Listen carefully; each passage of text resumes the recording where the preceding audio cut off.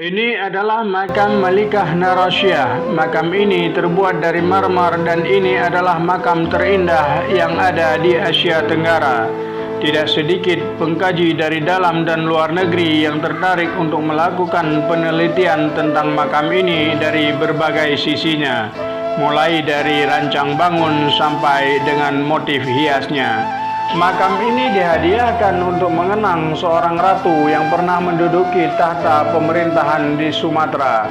Ia adalah Al-Malikah Al-Muazzamah, ratu yang di-Pertuan Agung Narisyah binti Zainal Abidin bin Ahmad bin Muhammad bin Al-Malik As-Saleh.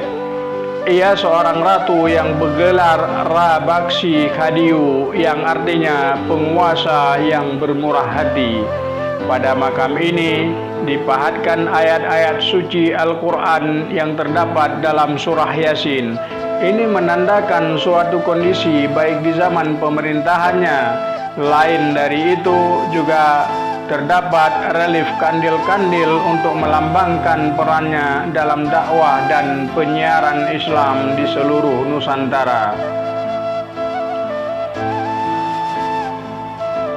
Inskripsi pada makam memberitahukan tentang garis keturunannya secara lengkap sampai dengan Al-Malik As-Saleh. Begitu juga mengenai tarikh wafatnya, tertulis pada hari Senin 17 Zulhijjah 831 Hijriah atau bertepatan dengan 26 September 1428. Kota Sumatera terkenal sebagai pusat dakwah dan kebudayaan Islam sepanjang kurun abad ke-7 Hijriah sampai 10 Hijriah. Perannya dalam dakwah dan kebudayaan Islam serta perdagangan dunia telah memberi pengaruh besar bagi kemajuan masyarakat di Asia Tenggara, baik di daratan maupun di kepulauannya. Di kawasan situs sejarah kota Islam Sumatera sampai hari ini masih terdapat ditemukan jejak-jejak bendawi dari masa kegemilangannya. Yang paling menonjol di antaranya adalah batu-batu nisan.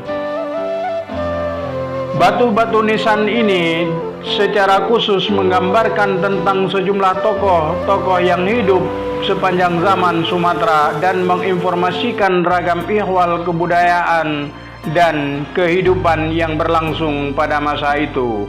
Maka dari itu, batu-batu nisan tersebut tidak saja sebagai penanda kubur bagi sekian muslim dan muslimah yang patut dikenang dan didoakan, tetapi juga merupakan media yang memperkenalkan para pelaku sejarah yang telah ikut membawa Asia Tenggara ke era peradaban Islam.